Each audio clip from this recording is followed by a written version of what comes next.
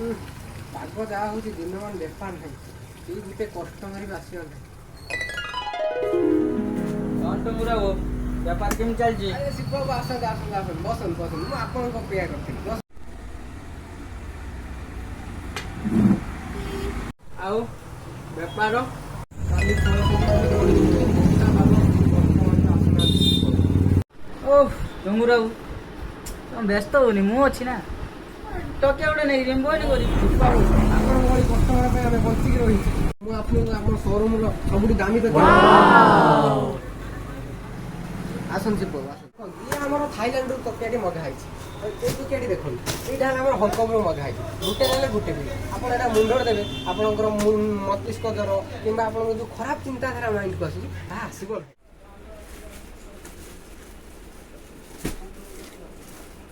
ଇଏ କ୍ୱାଲିଟି ତ ଭଲ ନାହିଁ। ଆପଣଙ୍କ ଉପରେ ଭରସା ନାହିଁ ବୋଲି ମୁଁ ଏ ଟକିଆଟା ନେଉଛି ଆଉ।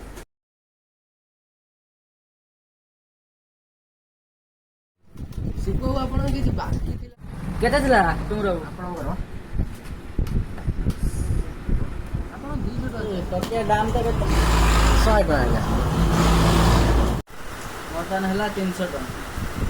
ଆଜ୍ଞା ନେଇଥିଲି 100 ନେଇଥିଲା 100 ଏଇ ହେଲା 100 300 ଟଙ୍କା ଆଜ୍ଞା ଧନ୍ୟବାଦ ଶିବ ବାବୁ। ଆଜ୍ଞା